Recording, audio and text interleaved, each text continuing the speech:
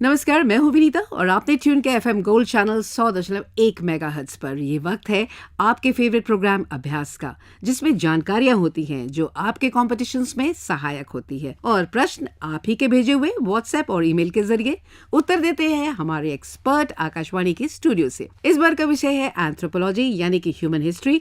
ये एक ऐसा सब्जेक्ट है जो परीक्षार्थियों के बीच खासा पॉपुलर है। हमारे एक्सपर्ट हैं दिल्ली यूनिवर्सिटी के एंथ्रोपोलॉजी डिपार्टमेंट के प्रोफेसर आर.पी. मित्रा। सर, आपका स्टूडियो में बहुत बहुत स्वागत करना चाहेंगे हम। Thank you so much, Vinita, for inviting me to your program. I am grateful to Akashvani for giving me this opportunity. आपके यहाँ इस प्रोग्राम में आके लोगों से बात करके और अपने विचार शेयर करने से। जी बिल्कुल, और ये सच है कि अभ्यास बहुत जरूरी है, यानी प्रैक्टिस, और ये सफलता जो हमें प्राप्त होती है बगैर प्रैक्टिस के पॉसिबल है ही नहीं। लेकिन प्रॉपर गाइडेंस भी उतनी ही आवश्यक है और ये बात हमारे लिसनर्स अच्छे से जानते हैं। इसलिए कार्यक्रम की शुरुआत हम करेंगे एक्सप्लेनर सेगमेंट से। आइए सुनते हैं एक्सप्लेनर सेगमेंट।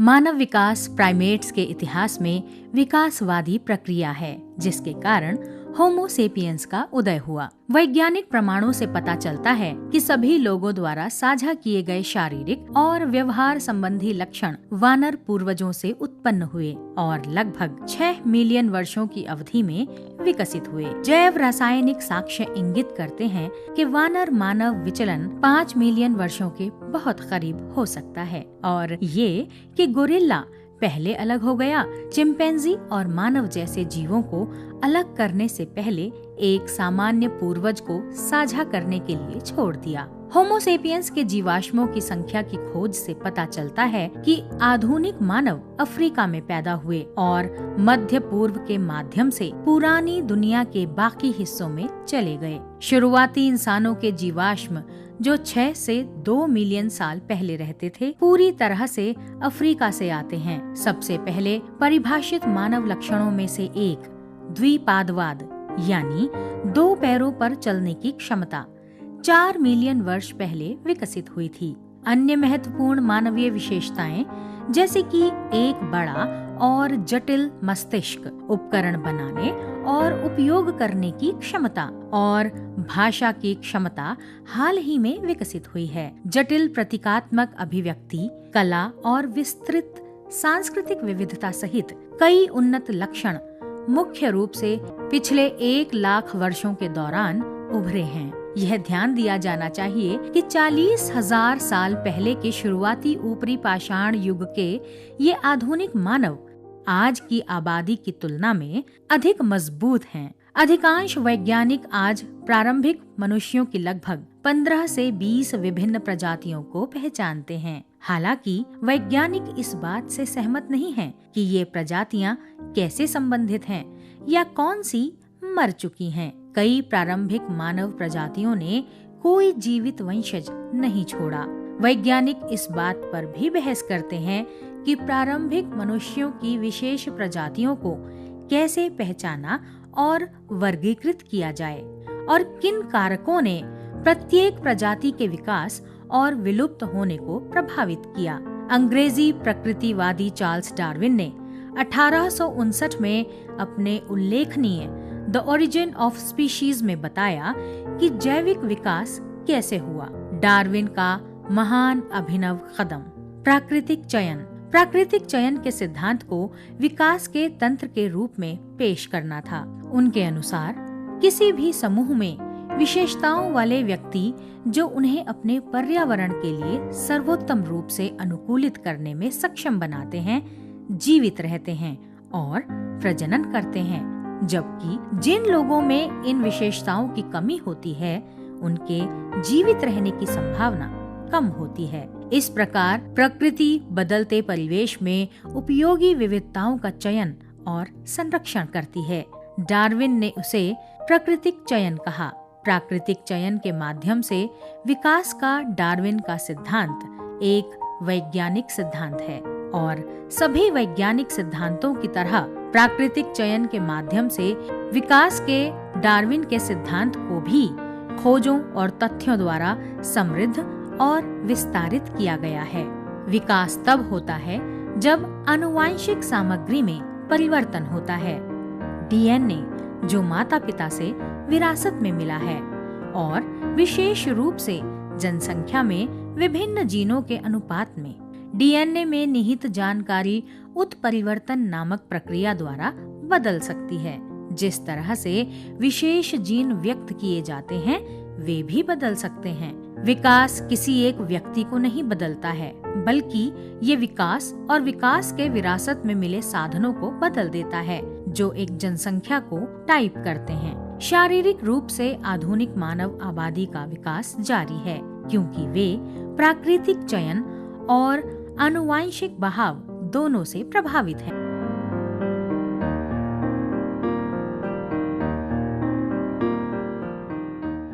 एक्सप्लेनर सेगमेंट के बाद दोस्तों हम फिर हाजिर हैं। हमारे साथ हैं हमारे गेस्ट आज प्रोफेसर आरपी मित्रा। इस सेगमेंट के बाद मुझे जो लगता है कि एक सवाल मेरे जहन में आ रहा है कि मानव विकास में जैविक और सांस्कृतिक फैक्टर्स क्या है। देखिए, जब हम जैविक या बायोलॉजिकल और कल्चरल फैक्टर्स की बात करते हैं, मनुष्य एक ऐसा प्राणी है जिसमें कि बायोलॉजी और कल्चर दोनों ही बड़े इक्वल इम्पोर्टेंट रोल प्ले करते हैं अडेप्टेशन प्रोसेस में।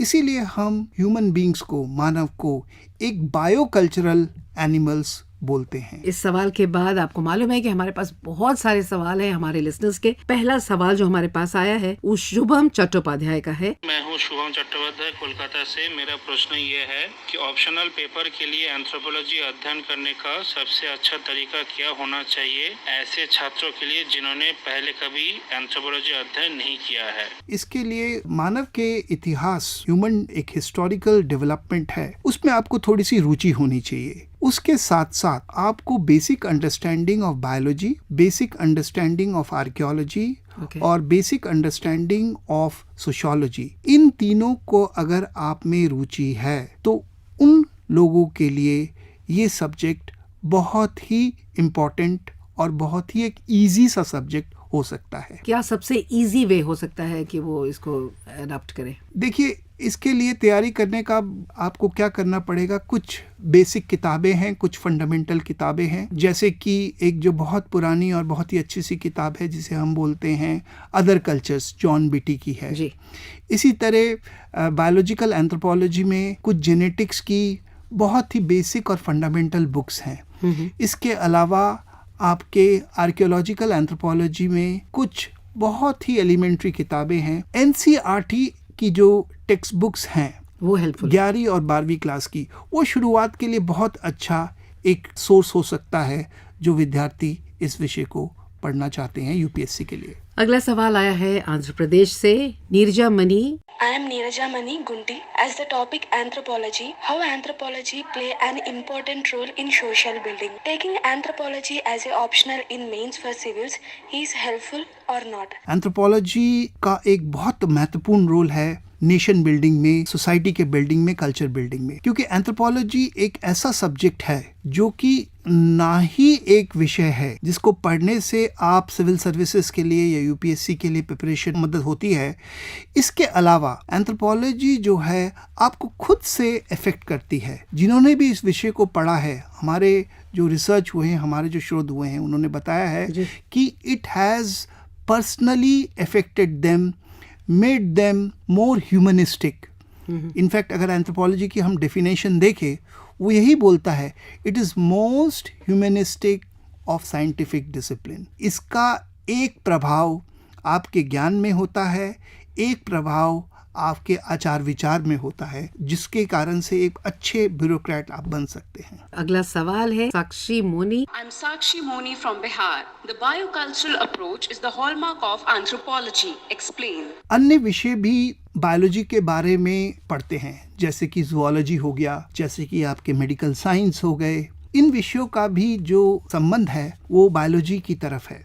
मगर जब हम इंसान के बारे में बात करते हैं, इंसान एक ऐसा प्राणी है जो केवल एक बायोलॉजिकल बीइंग नहीं है, क्योंकि उसका आधे से ज़्यादा हिस्सा एक कल्चरल बीइंग के हिसाब से है। और हमारी बायोलॉजी कहाँ डेवलप होती है? हमारी बायोलॉजी एक कल्चरल कॉन्टेक्स्ट में डेवलप होती है। तो किसी भी बायोलॉजिकल फैक्ट को हम समझना चाहें, हम केवल उसको बायोलॉजी के अंदर नहीं समझ सकते। जैसे कि कोई जीन है, देखिए जीन हमारे शरीर में है, मगर उस जीन का एक्सप्रेशन जो है वो डिपेंड करता है आपके कल्चर पे, आपके रहन सहन पे, आपके आसपास क्या चीजें हैं, आपका न्यूट्रिशनल लेवल क्या है, आपका खान पीन क्या है। तो इसीलिए बायोलॉजी के साथ में कल्चर को जोड़कर ही हम बायोलॉजी को समझ सकते हैं, क्योंकि इंसान एक बायो कल्चरल एनिमल है, बायोलॉजिकल नहीं। एक सवाल और हम पूछते हैं। मैं हरिता चौधरी पंजाब में फिरोजपुर की रहने वाली हूँ। एंथ्रोपोमेट्री क्या है?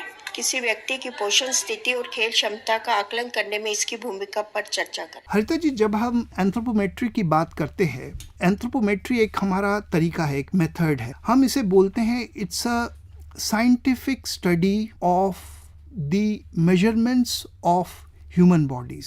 हम जो है सिस्टमैटिकली ह्यूमन बॉडी को मेजर करते हैं। मेजर किस लिए करते हैं? 3 कारण से। हम इसमें डिटरमिन करते हैं साइज, इसमें हम डिटरमिन करते हैं स्ट्रक्चर, और इसमें हम डिटरमिन करते हैं कॉम्पोजिशन। ये तीनों चीजें जो है हमारे किसी भी बायोलॉजिकल फंक्शन के लिए, हमारे किसी भी फिजियोलॉजिकल एक्टिविटी के लिए, और बहुत सारी चीजों को जानने के लिए, जैसे ग्रोथ और दूसरे न्यूट्रिशनल लेवल, उनके लिए बहुत ज़रूरी है। देखिए, इनिशियली जो ये एंथ्रोपोमेट्री का टेक्निक वो ह्यूमन वेरिएशन स्टडी करने के लिए एंथ्रोपोलॉजी में यूज़ हुआ, बट अब ये पाया गया है कि इसके और बहुत से उपयोग हैं। जैसे कि हम एट अर्लियर लेवल आइडेंटिफाई करने के लिए कौन सा स्पोर्ट्स पर्सन किस स्पोर्ट्स के लिए सूटेबल होगा।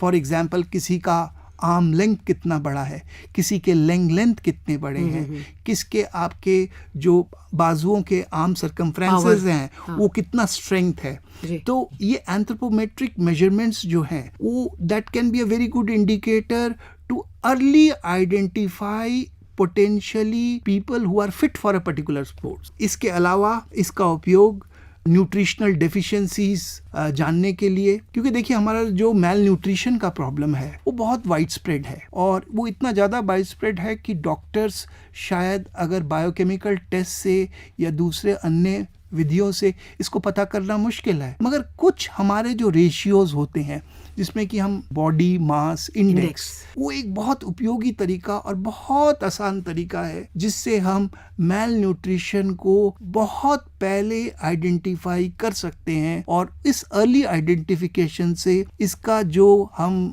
पॉसिबल मेजर्स ले सकते हैं इसको करेक्ट करने के लिए हमारे लिए बहुत आसान हो जाएगा। So nutritional deficiency diseases, malnutrition in children, all these could be very easily and very conveniently determined through using the techniques of anthropometry. Mitra sir, हमें पढ़ाई के दौरान थकावट बहुत होती है, तो ऐसे में music plays as a therapy. हम आपसे ये पूरी तरह से एग्री करते हैं कि music can be a very good change. Music can be a very good entertainer, relaxation when you are tired. So I completely agree with you. जब आप बहुत लंबे समय के लिए पढ़ रहे हैं तो म्यूजिक ब्रेक लेना एक बहुत ही जरूरी चीज है। So we'll do exactly that and we'll play a song of your choice. आप बताइए कौन सा गाना सुनना चाहेंगे? मुझे एक गाना बहुत पसंद है, जिंदगी का सफर। है ये कैसा सफर? जिंदगी का सफर है ये कैसा सफर, कोई समझा नहीं, कोई जाना नहीं, है ये कैसी डगर, चलते हैं सब मगर, कोई समझा नहीं, कोई जाना नहीं।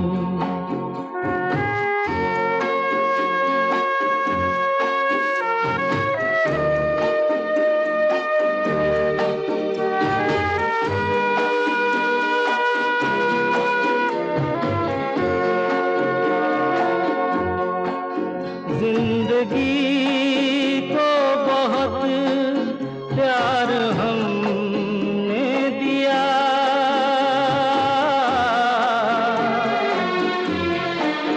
मौत से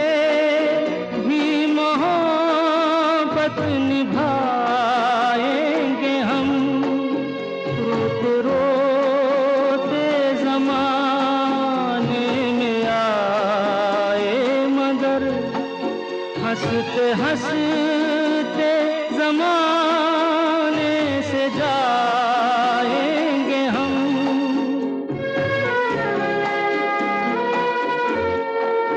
जाएंगे पर किधर है किसे ये खबर, कोई समझा नहीं, कोई जाना नहीं।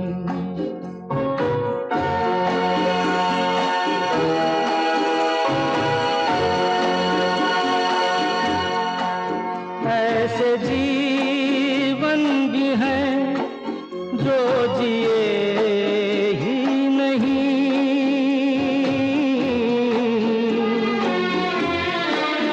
जिनको जीने से पहले ही मौत आ गई। फूल ऐसे भी हैं जो खिले ही नहीं, जिनको खिलने से पहले फिजा खा गई।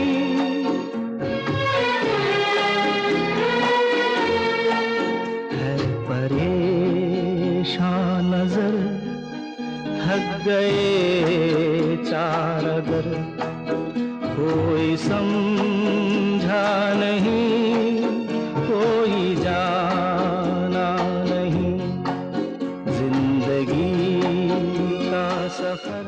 वेलकम बैक फ्रेंड्स, बातें चल रही है कार्यक्रम अभ्यास में। हमारे साथ प्रोफेसर आरपी मित्रा हैं जो department of anthropology Delhi university में प्रोफेसर हैं और उन्होंने बहुत सारे सवालों के जवाब दिए। कुछ सवाल हमारे पास और भी हैं जिनको हम लेंगे। ये सवाल मैं दीपा माथुर झांसी से बोल रही हूँ। मेरा सवाल है, सिंधु घाटी सभ्यता की उत्पत्ति की आलोचनात्मक विवेचना कीजिए। हड़प्पा पूर्व स्थलों से इसकी अंतर्जात उत्पत्ति के प्रमाणों का उल्लेख कीजिए।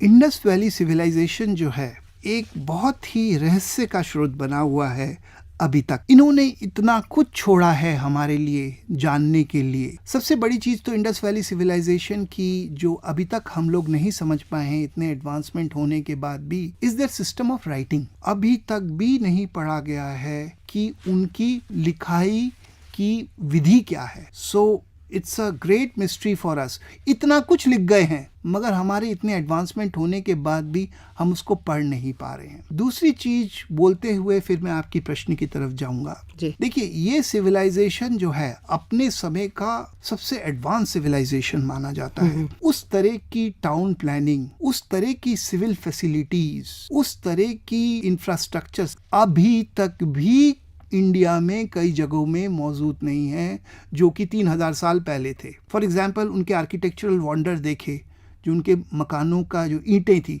इतना बड़ा सिविलाइजेशन, सब जगह सेम प्रोपोर्शन की ईंटें लगाई गई हैं। It is a very amazing thing and a mysterious thing for us. जिस तरह से ईंटें जोड़ी गई है, इंग्लिश बॉन्ड टेक्निक जो कि बहुत बाद में जाके डिस्कवर हुआ है, उस समय वो लोग जानते थे इस टेक्निक के बारे में। They used to treat their water before disposing off to rivers. तो वाटर ट्रीटमेंट प्लांट उस समय उस जमाने की एडवांसमेंट थे। इतना एडवांस सिविलाइजेशन सडनली कैसे आ गया 2000 साल 2500 साल पहले? कई लोग ये बोलते हैं कि ये सिविलाइजेशन ऐसा लगता है कि कहीं बाहर से आया है, बट हमारे जो शोध हो रहे हैं वो हमको बता रहे हैं कि कई स्थानों में, जैसे कि सिंध हो गए, जैसे कि हमारे गुजरात में धोलावीरा हो गए, हरियाणा हिसार में राखीगढ़ी हो गए, वो सभी इंडिकेट कर रहे हैं एक प्री हड़प्पन सिविलाइजेशन फेज। इन सभी साइट्स में, आमरीनाल हो गए सिंध में, पाकिस्तान में, ऐसे साइट्स पाए गए हैं जिसमें कि पॉटरी धीरे धीरे उस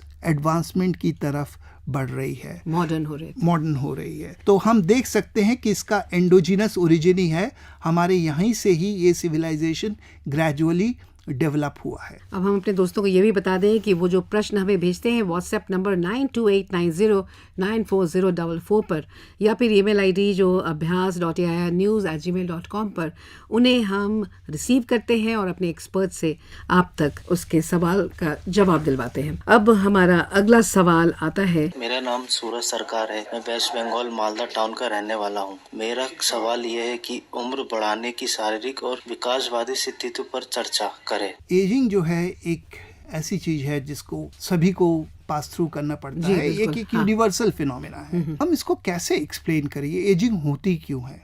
तो इसके लिए हमारे पास दो थ्योरीज हैं। एक थ्योरी है जो कि बोलता है कि it is a process of evolution. Process of evolutionary theory जो कि फिशर और वेजमन वगैरह उन्होंने बताया था, उन्होंने ये बताया है कि देखिए इवोल्यूशन क्या करता है। इवोल्यूशन जो है बेस्ट जो हमारा नेक्स्ट जनरेशन है उसको तैयार करता है।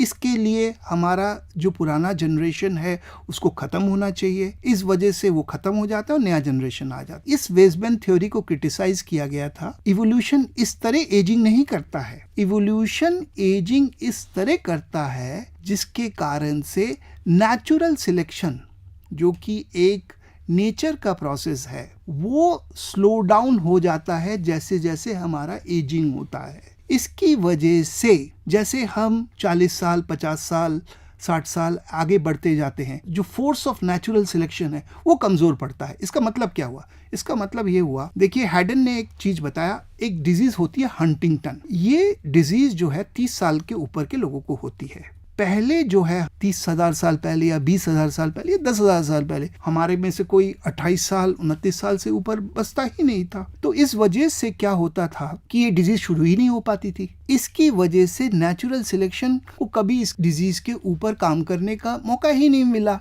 तो इस वजह से इसको कि ये अच्छा डिजीज है, अगर देखिए खराब चीज को नेचुरल सिलेक्शन निकालता जाता है।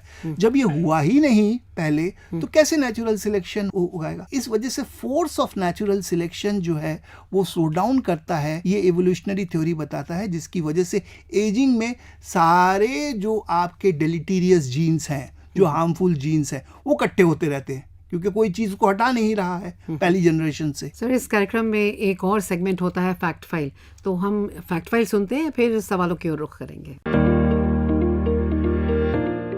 प्रौद्योगिकी में नई सीमाएं। वैज्ञानिकों ने हाल ही में स्मार्ट स्किन विकसित की है जो काफी हद तक इंसान की त्वचा से मिलती जुलती है। ये एक साथ दबाव, आर्द्रता और तापमान को महसूस करता है और इलेक्ट्रॉनिक सिग्नल उत्पन्न करता है। शोधकर्ता नई फोटोनिक सामग्री विकसित कर रहे हैं जो एक दिन कम बिजली, अल्ट्रा फास्ट लाइट आधारित कंप्यूटिंग को सक्षम करने में मदद कर सकती है। अनुसंधान अब स्विच, रोटार या मोटर्स पर किया जा रहा है जिसमें आणविक मशीनों के रूप में जाने जाने वाले निर्माण के लिए केवल कुछ परमाणु होते हैं। एक नई विकसित सामग्री हवा से जहरीले प्रदूषक बेंजीन की ट्रेस मात्रा को पकड़ने में सक्षम है। ऐसा करने के लिए मौजूदा सामग्रियों की तुलना में ये महत्वपूर्ण रूप से कम ऊर्जा का उपयोग करता है। वैज्ञानिकों ने त्वचा कोशिकाओं को फिर से जीवंत करने के लिए एक नई तकनीक विकसित की है। इस तकनीक ने शोधकर्ताओं को सेल्यूलर जैविक घड़ी को लगभग 30 वर्षों तक रिवाइंड करने की अनुमति दी है। चूहों पर नए शोध से पहली बार पता चला है कि जानवरों की आंत में मौजूद रोगाणु उनके खाने के लिए जो कुछ भी चुनते हैं उसे प्रभावित करते हैं। पृथ्वी प्रणाली मॉडल की नवीनतम पीढ़ी के भविष्य के अनुमानों का उपयोग करते हुए हाल के एक अध्ययन में पाया गया कि ग्लोबल वार्मिंग के तहत दुनिया के अधिकांश महासागर लगातार अपनी साल दर साल स्मृति खो रहे हैं। चंद्रमा पर मिट्टी में सक्रिय यौगिक होते हैं जो कार्बन डाइऑक्साइड को ऑक्सीजन और ईंधन में परिवर्तित कर सकते हैं। आइस पेनेट्रेटिंग राडार डेटा से पता चलता है कि यूरोपा के आइस शेल के भीतर उथले पानी की जेबें आम हो सकती हैं। इससे बृहस्पति के चंद्रमा पर रहने की संभावना बढ़ जाती है। खगोलविदों की एक टीम ने एक नए प्रकार के तारकीय विस्फोट, एक माइक्रोनोवा को देखा है। और अब दोस्तों हम आपको जानकारी दे दें आने वाले कुछ एग्जाम्स की।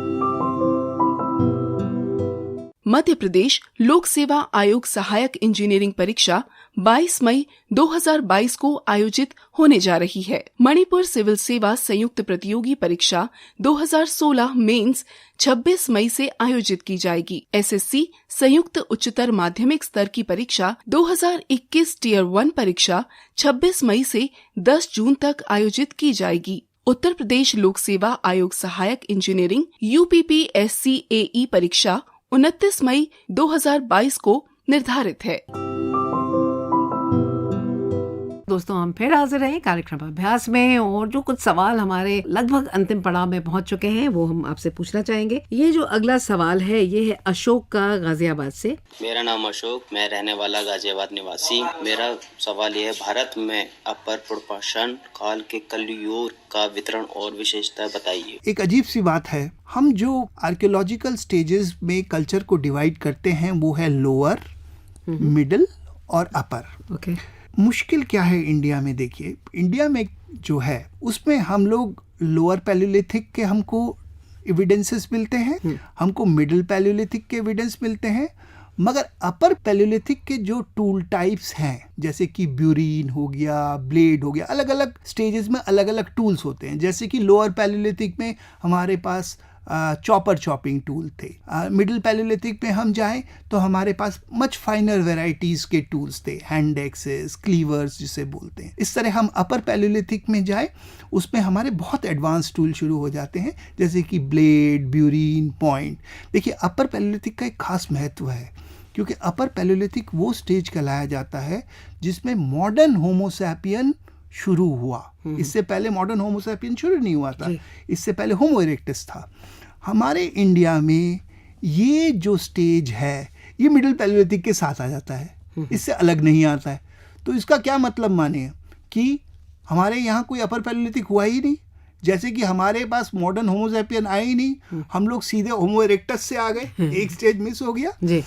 ऐसी बात नहीं है। देखिए, कॉन्टेक्स्ट का अभाव है मगर कंटेंट हमारे यहाँ उस स्टेज के हैं। बहुत अच्छे साइट्स मिले हैं आपके कि आदिलाबाद डिस्ट्रिक्ट आंध्र प्रदेश में बहुत अच्छे साइट्स मिले हैं। गोदावरी कृष्णा बेसिन में यहाँ आपके बहुत अच्छे साइट हुआ है। बेलन इलाहाबाद में बहुत अच्छा साइट्स हमको मिले हैं जहाँ पे काफ़ी क्लियर हमको अपर पैलियोलिथिक के डिस्ट्रीब्यूशंस मिलते हैं। साउथ में हम चले जाएं, मुचलता चिंतागवी एक साइट है, उसमें हमको बहुत अच्छा अपर पैलियोलिथिक के सेपरेट मिडिल पैलियोलिथिक से अलग टूल टाइप्स मिले हैं। एक चीज़ का जो अभाव है, हमारे यहाँ कोई फॉसिल फाइंडिंग्स अपर पैलियोलिथिक की नहीं मिली है। देखिए, आपने इतने सारे सवालों के जवाब दिए जो हमारे लिसनर्स ने भेजे। अब हमारे यहाँ ये परंपरा है इस कार्यक्रम में कि आप एक सवाल पूछेंगे और हमारे लिसनर्स जवाब देंगे। तो आपका सवाल? मेरा सवाल लिसनर्स से यही होगा कि आप एंथ्रोपोलॉजी विषय यूपीएससी में, सिविल सर्विसेज में या कंपटीशन एग्जाम में क्यों लेना चाहते हैं? बहुत बढ़िया। हमारे लिसनर्स बहुत ही खुशी खुशी इस सवाल का जवाब देंगे। और हम दोस्तों को बता दें कि आपके फीडबैक का भी हमें इंतजार रहता है। आप इस कार्यक्रम में भाग लें और हमें जल्द से जल्द बताएं कि आपको ये कार्यक्रम कैसा लगता है। और आज मैं अपने गेस्ट एक्सपर्ट का, प्रोफेसर मित्रा का बहुत बहुत धन्यवाद कहना चाहूंगी। और दोस्तों, चलने से पहले हम आपको इतिहास विषय की विजेता का नाम बता दें, हिमानी कौशिक। प्रोफेसर मित्रा का बहुत बहुत धन्यवाद कहना चाहूंगी। Thank you so much sir. और अगला अंक होगा Indian polity centre state relations पर। आपके भेजे सवालों का हम करेंगे इंतजार व्हाट्सएप नंबर 9829094044 पर या फिर ईमेल ID abhyas.airnews@gmail.com पर। तब तक के लिए नमस्कार, शुभ रात्रि।